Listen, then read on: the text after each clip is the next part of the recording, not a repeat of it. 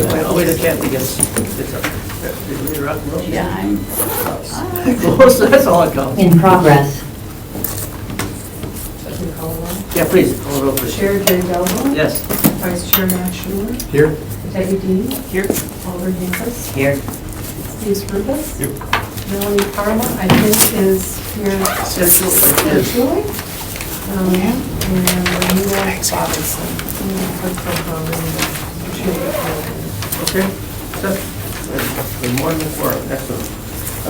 Motion to approve the agenda, please. So moved. Second. Motion and second.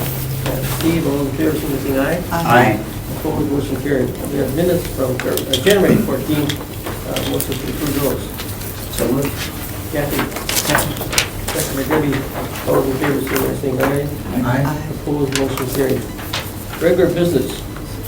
Number one, consideration of possible action to approve the memorandum of understanding of Sea Rice Terminals LLC for the reallocation of coal piles, redevelopment of its First Mason Street site. I'm looking forward to that. Joanne and Mr. Mayor? Yeah, I can kick it off, and then Joanne will walk us through the MOU itself, but just wanted to give the RDA a sense for why this is before Redevelopment Authority and then ultimately Common Council. So Sea Rice is planning to respond to the county's RFI, which I think closes today. And so as a part of their response to the county's process there, they still are really very interested in pursuing coal pile relocation. And so as a part of that, we wanted to support their proposal, include this MOU, as well as a letter of support from myself. So, what we're going to do is provide this to them, assuming that the RDA is in support of what we're trying to do here, and then, like I said, they'd be able to include that in their packet, ultimately contingent on Common Council approval on Tuesday, March 4th. But if it passes the RDA today, then they could, make that news known to the county. So, long story short, this is just, another attempt on the city's part to see through the coal pile relocation effort. Yep. And that was one of the things the county was looking for, was some type of agreement or memorandum with the city. Correct. Excellent. Correct. Yeah, and as far as some of the elements that are included here, the rezoning of Mason Street, the northern 10 acres being rezoned to a downtown zoning, and then some clean industrial use to the south. That's the kind of stuff that we've been talking about with Sea Rice and the county for literal years at this point. This is our effort to kind of been trying those efforts and to make public what we've all been aspiring to do for a while now. Excellent. Joanne? Yes, so the bulk of the MOU, I would say, highlights Sea Rice's intention and commitment to pursuing the access to the Palladium site to be able to begin the relocation of the coal piles. And the part of the MOU that's of most interest to the RDA and to the city is the PUD and the zoning changes that would be most beneficial to provide best and highest use of that property, right? And that's the benefit that the city would get. It's coming to the RDA because ultimately RDA would likely be involved in the redevelopment of that site. So we felt it was most appropriate to bring it to this body first and then ultimately to the city, as it would be governing over the approval of any PUD for the site. So it's essentially highlighting Sea Rice's commitment in their intentions as far as pursuing the relocation of the coal piles and their operations, and then the city's intention and the RDA's support as well in the redevelopment of that site for downtown. And you've been working with Sea Rice on this? I have no idea what. Yes. Okay, they are aware of it. Correct. Yeah, and I'm not sure if they are on. They might be on the meeting. Oh. I don't know that for certain. Who are the? It would be Keith Hasselhoff. These are. Yeah, not seeing him there.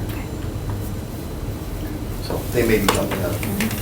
Questions or comments from there, Kathy?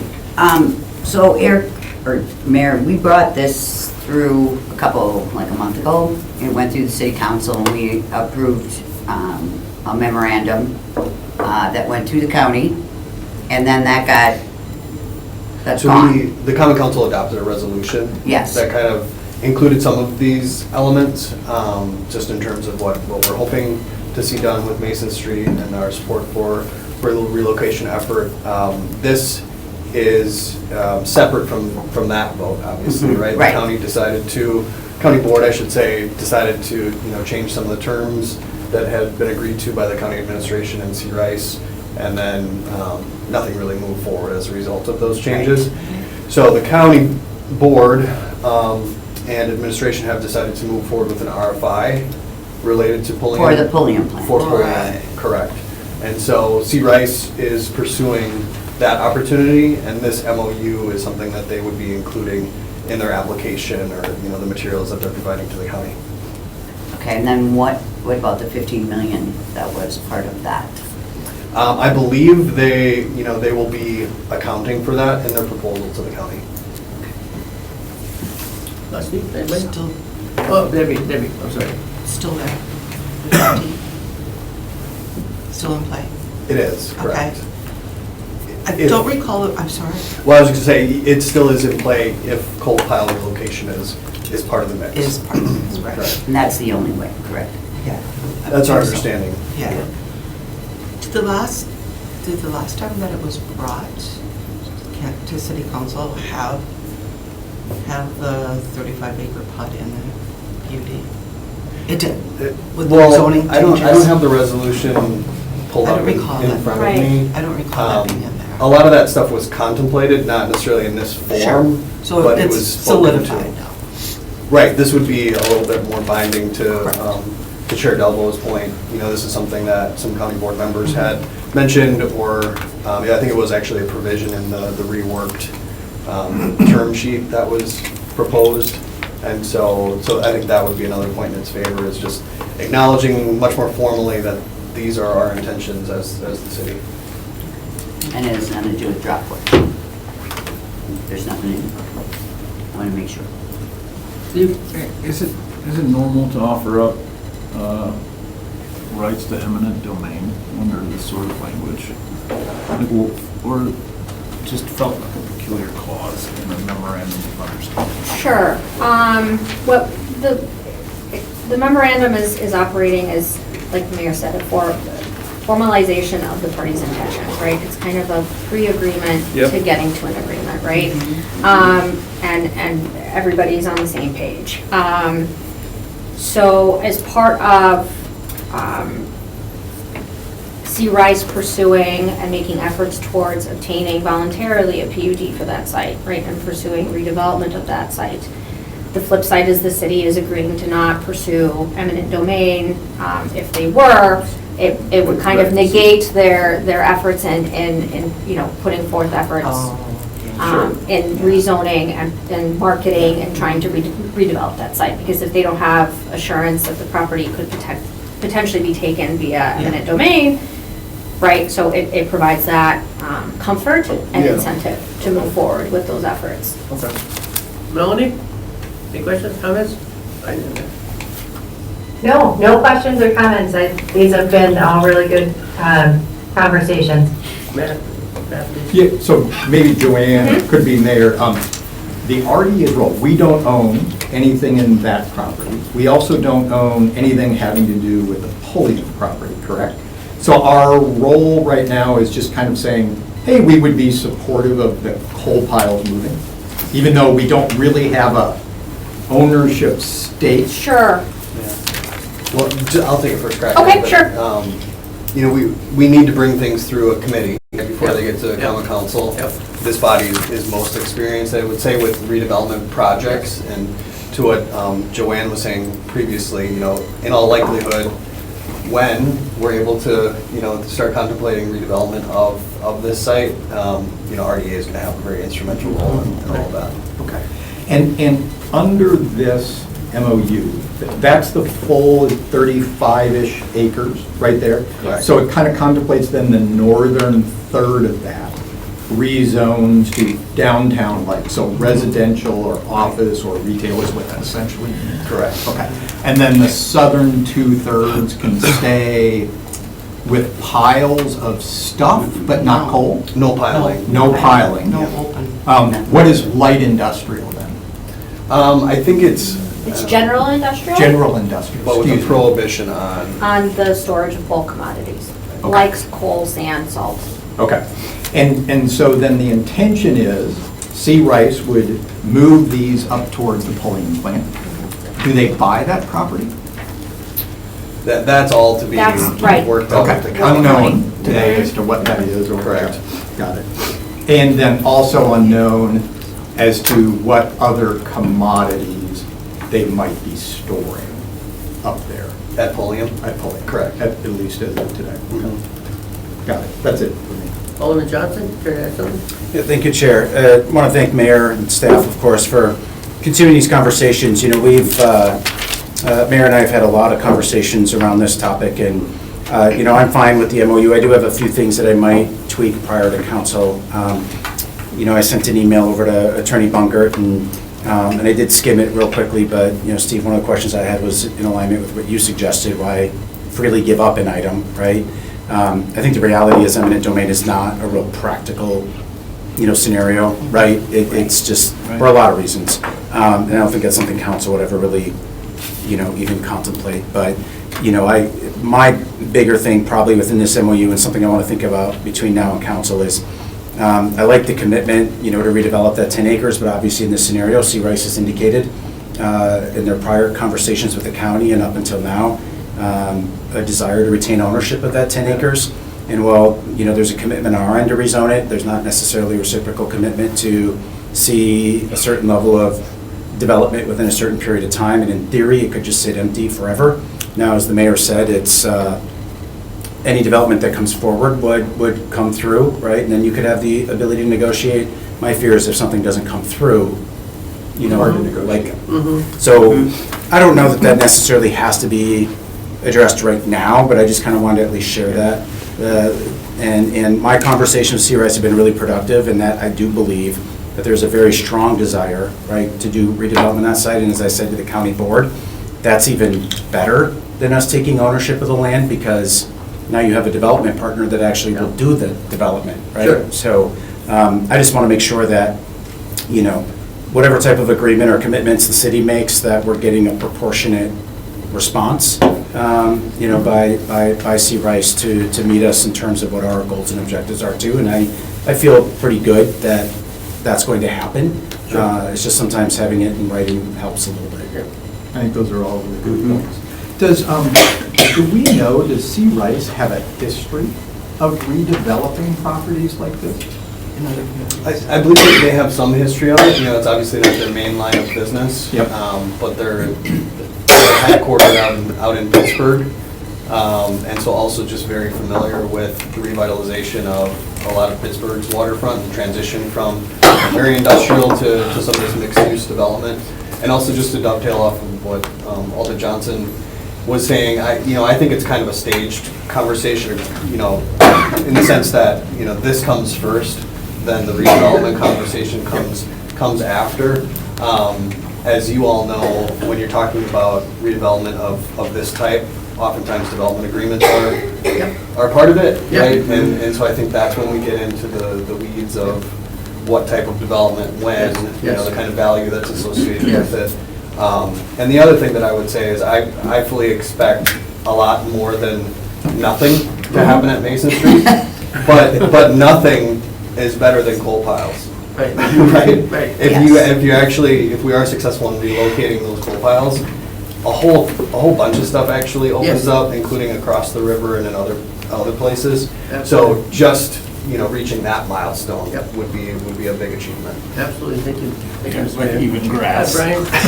Yeah, I just, Alderman Johnson, please. and I agree with what the mayor said, right? And you know, the one thing what I think is important about this MOU though, is that what we're trying to do, you know, we've had a lot of conversations around, hey, what does Plan B look like?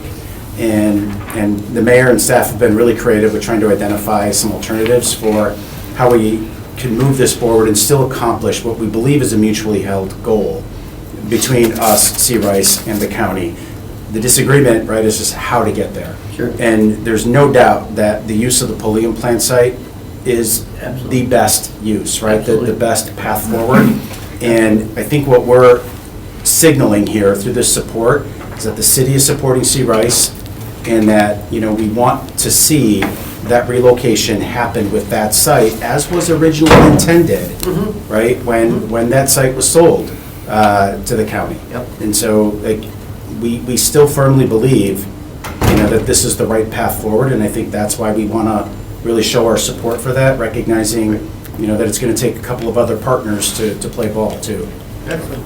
Excellent comments. Thank you, Mr. Mayor. And Thank Brian, you. as you're commenting to the MOU, and given that C. Rice is out of Pittsburgh, you may want to try to sneak a little go pack go. Fair enough. Good, good. You know, it's, as an RDA member, it's at your discretion right now to make that amendment, man. Okay, any other questions or comments on the? It's just, Okay. I'm Please. just glad that we are staying in the game. After the work that was Yeah. done and what we passed, and then, so thank you all, because I know you guys have been pushing this hard. So it's great to see it come back today, and So, you guys are great. so we're going to make a motion to, that we're in favor of the memorandum? Okay, good. Okay, entertain a motion. I'll make that motion. And I'll second it. Motion by Matt, second by Kathy, in regard to supporting the memorandum. Any questions or comments? If not, all those in favor of the motion, please say aye. Aye. Opposed? Thank you. Opposed, motion carried. Thanks, Joanne. Thank you, Mr. Mayor. Thank you, Alderman Johnson. Number 2, consideration with possible action on development agreement 25-02 with Investment Creations LLC for the redevelopment of 102 and 101 North Adams Street and 227 East Walnut Streets, tax parcels 12-118, 12-122, 12-119. And that is, Matt, how Matt. excited are you for this item? yeah, Oh, I'm excited. Matt. Matt here. This Matt's gonna be. I know. All right, so after 12 long years of owning the Shower and Schumacher property, I saw that. we're very proud to share that we now are at a point where we have a development agreement for your consideration. Staff has been working the past several months with Boomer Chic of Investment Creations. He's come forward with a final proposal to rehab these buildings. This includes rehabbing 109 North Adams into new office space. Mr. Shake has secured a tenant with the Everson Law Firm who will be renting the entire building. Those improvements are planned to be completed later this year, so they're able to move in here in a timely manner. Additionally, the developer would rehab the 227 East Walnut building, creating at least one retail space facing Walnut. He'd be creating some space in the interior, on the back side of that retail space for parking, interior parking. Fitting about 4 vehicles in is what he's looking at trying to do. And then one market rate residential unit on the second story of that Walnut building. The project would create a minimum property value of about $1.5 million is what our city assessor has estimated.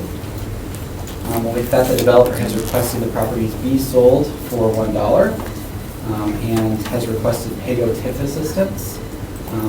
We're doing a schedule with this one where we would start out on the high end with a PAYGO at 95% until 2035, dropping down to 90% from 2036 to 2045, and dropping down to 80% on the back end, 2046 to 2051.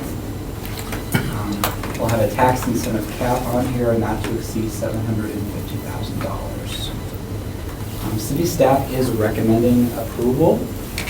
However, we are requesting that be contingent. This isn't in the staff report. There's been some conversations with Ms. Schippo after the staff report was written, so we're recommending approval. Contingent. State Historic Preservation Office. Yes, thank you. With the State Historic Preservation Office. So recommending approval contingent upon the developer securing all necessary approvals of SHPO and the city's Landmarks Commission. We don't anticipate there being any issues there, but we want to kind of get that guidance back from SHPO and Landmarks Commission before we formally execute the development agreement and transfer ownership of the property. With that, I'm happy to answer any questions. The developer is present and would also be happy to answer any questions you have. Is it historically registered anywhere that SHPO to have any influence on it? The property is a contributing building to the National Historic District. Okay, I mean, that gets you to the landmarks, does it get you all the way to SHPO? It can when it's a municipally owned building. So we're still trying to navigate what specifically we need to, we know at the very least we need to submit some paperwork to share with them what the project is going to be and give them the opportunity to offer comments, recommendation, ask questions. So we're starting that process now.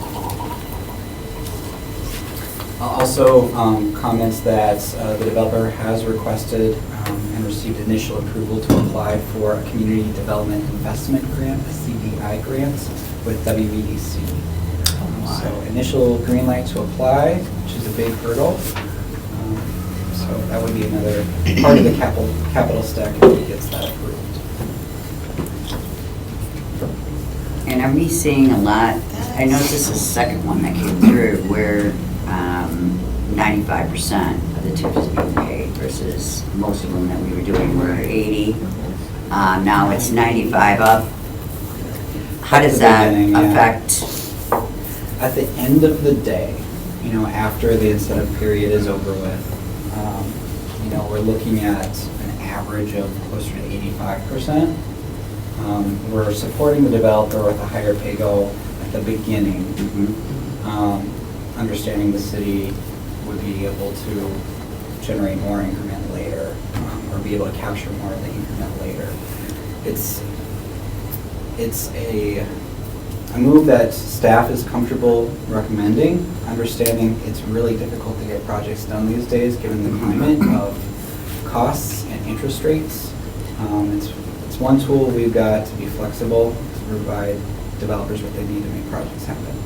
It makes sense, but I think I'm just asking as an RDA member, because this is a change, you know, from, we're just seeing it come through. It makes total sense because you want to pay more on your loans and things early on versus later, so. Literally based on the performer, you look at the gap. The gaps are becoming bigger as that tenant is becoming. Just thinking down the future. Absolutely. It does sound like a pretty good capital stack when you have all of these resources that are coming in to enable this builder developer to get it done. I mean, if you have WEDC, be able to apply for historical tax credits, right? They wouldn't actually be They able would to. not. They've chosen not to. They Oh, could okay. take that approach should they choose. Okay. But it's my understanding they probably won't be going that route. Oh, okay. So Matt, if you were a betting person, what percentage bet would you that this is actually going to happen? 99.999. Oh, my! Oh, my! We're very supportive of the proposal, and we're very happy to be at this point, like I said, after 12 long years. You know, we have a developer who's done this type of work before. This is not his first gig. He's got tenants that, you know, are willing to come in. Yep. So, I mean, I think it's a lot farther than we've done in the past. All right. Oh, it's definitely further. Right? Without a doubt. If I could add to what Cheryl is saying, this couldn't happen without a tenant who has the confidence in the developer. And so I'm aware that for the past year, this law firm has been looking at where do they want to be. And we know them well. They looked all over. They looked all over Brown County. And they want to be in downtown Green Bay. And they wouldn't be able to do this development had they not gone to Nina to see the developments that Boomer has led and owns. And they needed confidence that he could do this. And I was able to witness that level of confidence to the point where the law firm wants to sign a lease. When you think about the location in the heart of downtown, they want to be by the courthouse. Yep. And the law firm also wants to contribute to the success of downtown. And so like, I'm grateful that you have a developer and you have a tenant that is going to fill the entire building and utilize the corner building. Long time coming. This will be a joy to see this happen. And I've also enjoyed getting to know Omer as well, to see what he's capable of doing. And so downtown Green Bay thanks the developer and the tenant and the RDA for saying, yeah, this is a project that if we want to see this property develop, you'd approve this plan today. Anything? No. I am very optimistic Very good. and hopeful that this moves forward. Gary, it's a long time coming, and I don't want to, I think if we could roll back the clock, might we do something different? Yes. And for me, that's the, a little bit of a lesson for this one. And I don't want to rain on the parade. This is a good thing, given where we're at today. This, to me, is clearly our best path forward. And I'm excited about it, excited to having the law firm moving in there, excited to have this building renovated. So to me, this looks like our best option going forward. I agree. Any other questions or comments or anything, a motion? So moved. I thought Matt was gonna make it. I will second. Okay, a motion by Steve, second by Matt. Questions or comments on the motion? If not, all those in favor of the motion, please signify by saying aye. Aye. Opposed, motion carried. Thanks. I like the 99.99. I know. I mean, it's better than 95.5 for the. Yeah, right. Yeah, but you got a tenant. Number three, I'm sorry.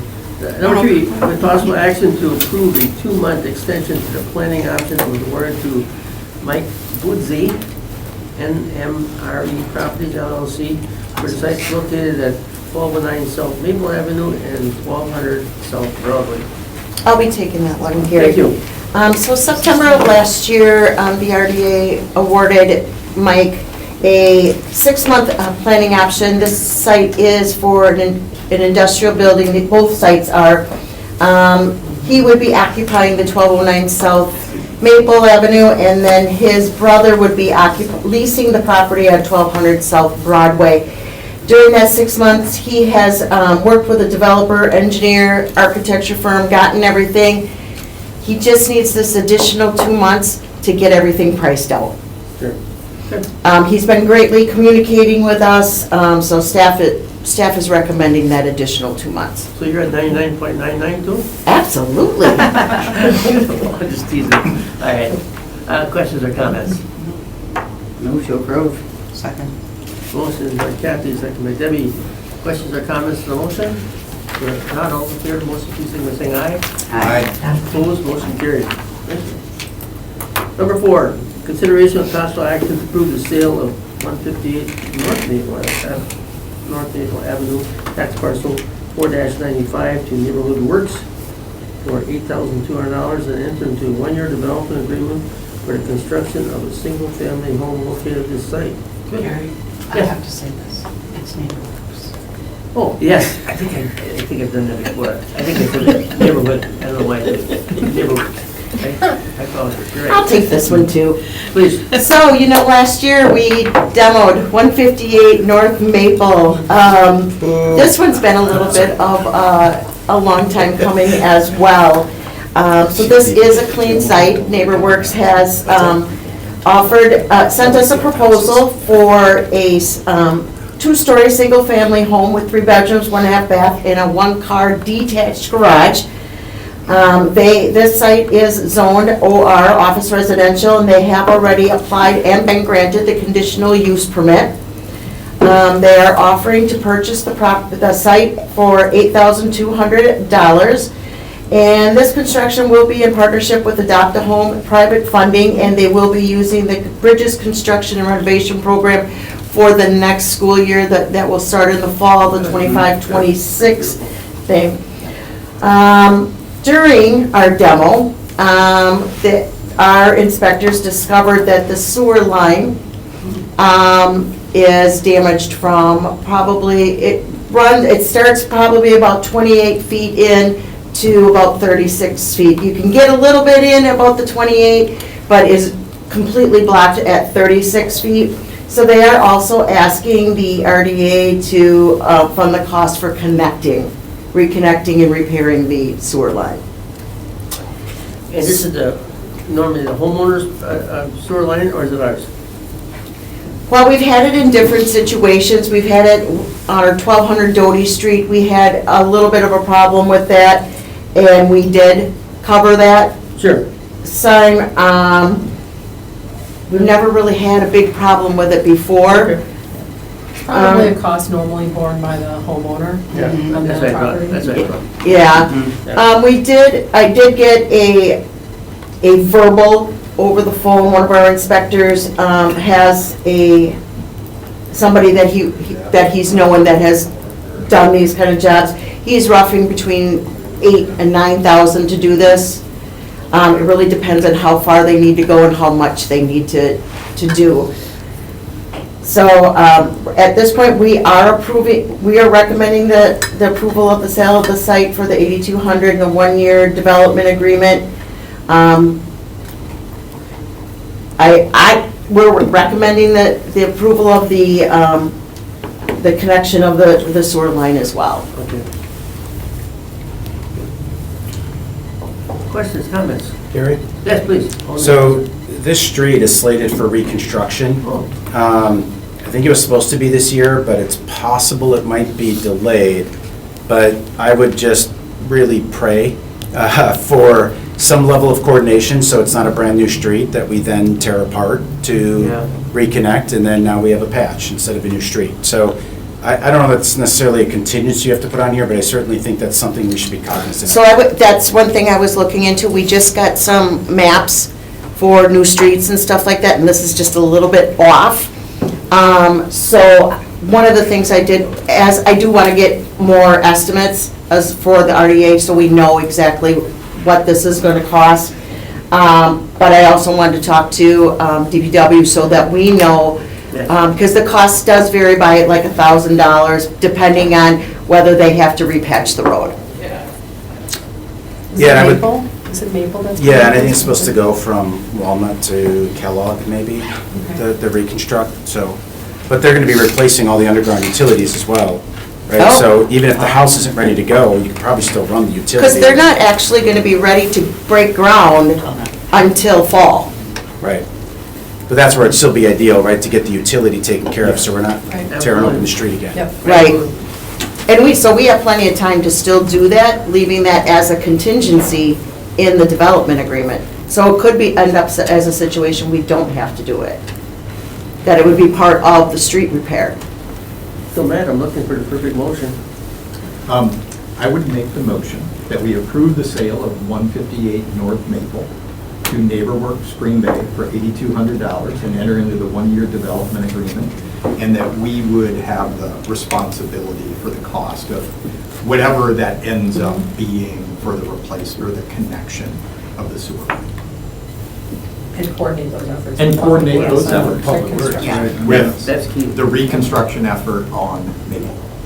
Would you guys like the one-year development agreement to start after we have those coordinated costs or from today? It'd be fine with me if we push the start of the development agreement out, some period, call it May 1, because I'm Okay. assuming not much is really going to happen Right. with construction Okay. between now and May 1. That was just a thought that came into my head. To have it started, run from May 1, 2025 until... The following year. Yeah. Okay. Is a motion? That even leaves it then to after the draft. Tear up anything before the draft. Okay. A second by Kathy. There's a motion by Matt, second by Alderman Pincus. Sorry about that. Alderman Pincus. I'm sorry, Mr. Gordon. I should call you Kathy. Alder, I know it's Alder. Okay. Motion by Matt, second by Alder Pincus. Questions or comments in regard to the motion? If not, all in favor of the motion, please signify by saying aye. Aye. Opposed, motion carried. Thank you. Number 5, consideration of possible action to approve a 30-day extension to a planning option with Greater Green Bay Habitat for Humanity for the sites located at 1108 South Broadway, 1122 South Broadway, 1116 South Broadway, 1216 South Broadway, 1319 South Broadway, and 1321 South Broadway. Wow. And that's So- it. Yep, it's going to be me again. As you can see on the map, I kind of put them all together as to where these sites are on the map. And this is basically going to be a project that Habitat for Humanity will be working on after their Habitat Homestead is done over on the east side. So they are asking, we had done it in-house, remember you guys had given authorization for Cheryl to offer a 30-day planning option in-house so that they can grab some extra stuff. Well, they're asking for an extension to that 30-day planning option. Just because these sites are a little tricky, they are zoned the special purpose residential light industrial. That being that they can be residential and they can be light industrial, but they still do require an a conditional use permit. But they also need to be designed based on the neighborhood that goes in there. So we're working with Habitat on that. So it's going to take us a little bit longer for staff and Habitat to get together and really go over the designs that are required in that area. So that's what the need for the additional 30 days is. You guys are comfortable? We already have time set up for staff and Habitat to sit down and actually really go over the details. Gary? Question or comment, please? Yeah, just, this is obviously my district here, and, and I've had a great conversation with Jessica Diederich on this from Habitat. This is a very interesting area. That staff in the past at least has coined a residential neighborhood, which I really like. But obviously we have, council just adopted a resolution acknowledging really kind of like a business association for this corridor, and recognizing that they are trying to make efforts to really develop this area in more of a commercial nature. And and I've had conversations with Jessica where I've said, hey, some of these individual lots where they are maybe densely surrounded by residential makes sense, but if you've got a lot like the one with the 3 parcels, like is that where you want to see 3 homes, or would you rather see something different that's like a work-live unit, some type of a different style of development, right? That's not a single-family home, because my fear is, right, otherwise you're kind of doubling down on the residential commitment in this area. And I don't know that we've given a ton of thought at the policy level, maybe staff has, but at the policy level of what is the future of this corridor because of the multiple uses that you have in this area. So maybe staff's got a reaction to that. I don't know what kind of conversations have occurred to date, but. Certainly this is a change in neighborhood. And when we looked at that, these are one of the things we wanted to look at, was how these properties laid out, how they were designed, what the possibilities were down there. The neighborhood is really changing, and we were kind of looking at it this way, some of the bigger cities have houses and restaurants and bars are all kind of mixed together. This neighborhood's kind of changing a little bit into that, but it's something we definitely have to look at. Our comp plan, I think our first draft's coming in May. Habitat would really like to move forward on this bill, though, because they want something laid out forward. Absolutely. But I still think we have some time to work through some of these issues that Robin was speaking about. So yes, we've looked at that and recognized that is changing in that neighborhood. Especially, what I like about Jessica, she's willing to think outside the traditional box, and one of the things I suggested to her is if we could think outside of the traditional Habitat build, right? And what could that look like, especially on the 3 parcels, where again, you look at something like townhomes, or maybe you've got some level of retail or commercial on the first floor and townhome above, but she seemed willing to have that talk. I just didn't know if staff was engaged at that level, but if not, would encourage it. That's our meeting that's coming up. Yeah. Perfect. Thank you. Any other questions or comments? Move to approve. Alder Inkmas, I will second that. and a second by Matt. Questions or comments to the motion? If not, all those in favor of the motion, please signify by saying aye. Aye. Opposed, motion carried. Number 6, consideration of possible action to award community development block grant CDBG funds for public service activities. Let me be Gary. Yeah, please. Thank you. Will? Sure. So as a part of the 2024 Community Development Block Grant Annual Action Plan, the city allocated $163,700 of entitlement funding to public service activities. So like we did last year, we released a competitive application process to make these funds available to nonprofit organizations who could administer these public service activities in the city of Green Bay.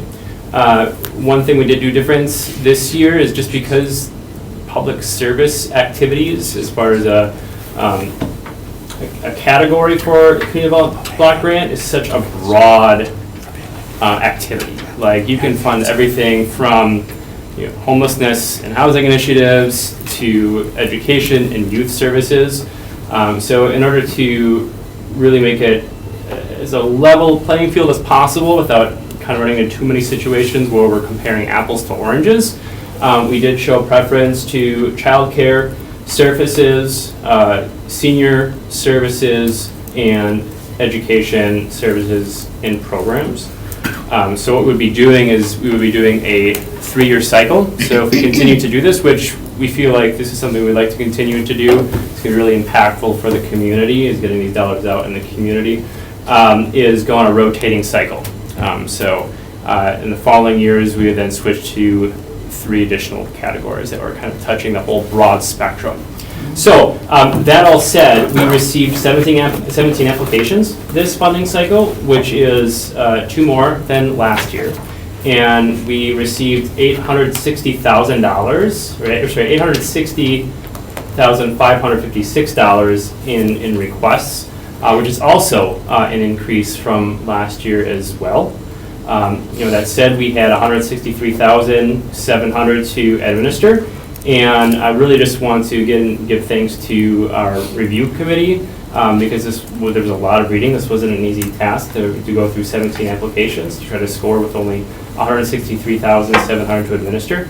But we felt they did a fantastic job and are recommending awards to Big Brothers Big Sisters of Northeast Wisconsin for the youth mentoring program in $20,000. We're recommending award to Encompass Early Child Care or Education of $50,000 to offer a free tuition program for low to moderate income eligible families. And we're also recommending $48,700 to Legal Action of Wisconsin for their senior and elder rights program. And then also $45,000 to community service agencies for their Pathways to Empowerment, which is an ESL and a senior services program for refugees in our community. Will, all who's on the review committee? Staff. So for staff. Great. Questions, comments? Tough process. I believe it. Especially on the request. Right, it It's wasn't not good things easy. that are being done, so. Absolutely. A lot of applications, and lots of dollar requests, if you will. I remember in the old days, we used to do that at the RDA. Yes, We'd have I remember going through that And process. everyone would have like 2 or 3 minutes. It was tough. And that presentations, whatever, yes. Well, it's nice to see the childcare and helping, because between Encompass and the YW, I mean, that is a huge impact on those families. So, Questions, comments? Not, I'll entertain a motion. motion to approve.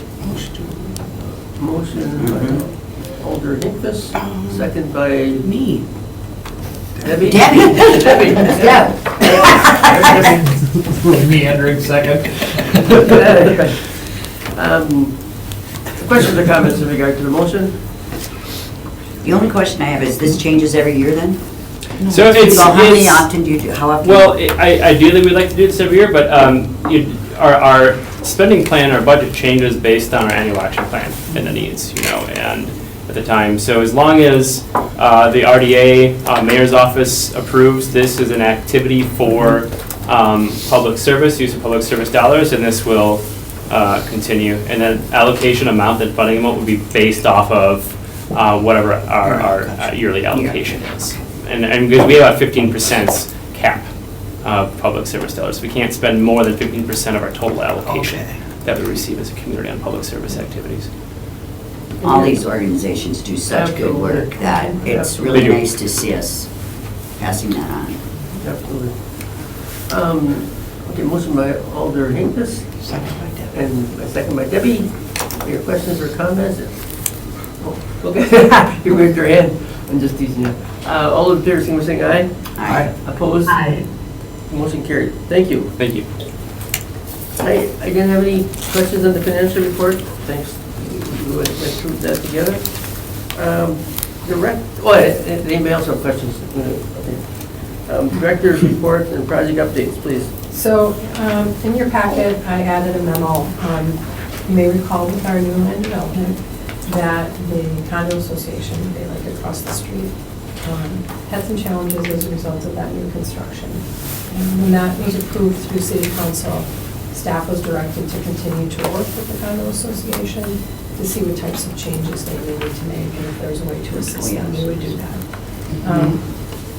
So one of the things that they're looking to do is to add some additional parking onto the front of their building at Adams Street.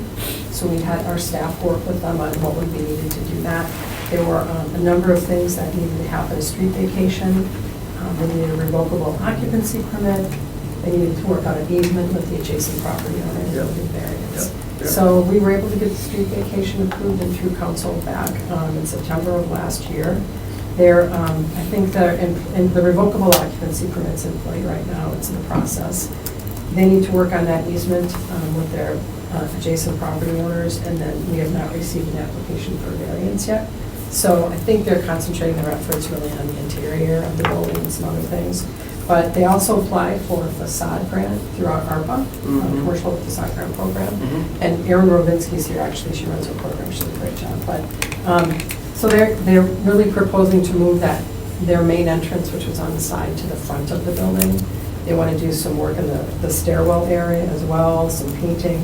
There's some architectural drawings. So they have a very large project. The items that were eligible was about $275,000, which we gave them a grant for 75% of that, which is our standard facade grant program, for $205,900. And then we're just basically waiting to hear back from them with regards to the other things in the first round. So they're proceeding forward. I had a tour of the inside of the building for the apartments. They're really nice. I mean, it's a good project on the inside. We did that through the Housing Authority that provided the funding. So just wanted to give you an update on that we continue to work with the adjacent. These apartments got some natural light. They do. Skylights on top, right? They have wide hallways. I mean, it's a nice project. Good job. Yeah, I don't think you need to move on that, do you? Nope, just kind of an informational report back. I'll send that along to council as well on the report, so city council has that. And then just we provided our updates on projects. Are there any questions hanging out there? The only question was in the North Monroe, and you answered those. Yes, we talked with them. They're proceeding forward. They're working on their drawings, I think, on Monroe. Good. Construction's underway. Questions or comments at all from the project report? Okay, no. Jeff, you have anything you want to? Well, I always enjoy sending the RDA members to new restaurants to check out. Yes. And there's a new restaurant on Bodart Street, 716 Bodart, called Dan's Kitchen. He operated a Southeast Asian cuisine restaurant in Sturgeon Bay for 6 years. So he has a lot of experience. The food is good. And he relocated it to Bodart Street. Check that out. They just opened recently. And, just an additional shout out to Dan Vu. When an entrepreneur buys the building and commits to it, that's an extra bonus. And not to say that leasing a space and doing a leasehold improvement is not challenging enough, but when you look at an entrepreneur like Brian Baumler, who bought the Heights property a year ago, so, shout out to that. We just recently learned that Steve Schneider will be bringing a new restaurant brand to the Bellin Building. So a nod to the building's history. The second floor restaurant will now be known as Bistro Buchanan. They will be coming out with a plan for a social club on the 9th floor of that building, also featuring services of area chefs there. So we'll learn more about that in the near future. Okay, thank you, Jeff. Excellent. Leah, is she on? Hi, I am here. Please, Leah. Busy as usual with stuff. Lots of action over at the Green Bay Plaza with we were just full and now 2 filed bankruptcy. So we'll have 2 more openings there with Big Lots and Party City leaving. But there's already interest in the Big Lots site, so that was exciting. They won't tell me exactly who until something's signed, but it looks like they'll fill pretty quickly. And just working on the draft event that we're going to hold at the end of Military Avenue for the 3-day event with the draft coming. Excellent. Good luck with that. I'm sure it's going to go well. No glitches. Thank you. Thank you. Leah. Brooke, a board? I don't think so. I don't think so. Brian, you want to add anything? The thing I'd add is State of the Broadway District is a week from today, Tuesday. Yeah. That is a morning event, so if you have not registered, we would love to host you. Yes, very nice. Looking forward to it. Any questions for staff, for the mayor, or any of our development groups?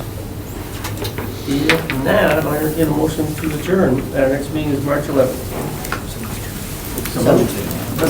Matt and all the Nicholas, all the players want to say aye. Aye. Your adjourns. Thank you. Excellent job like always. Good stuff. Very good.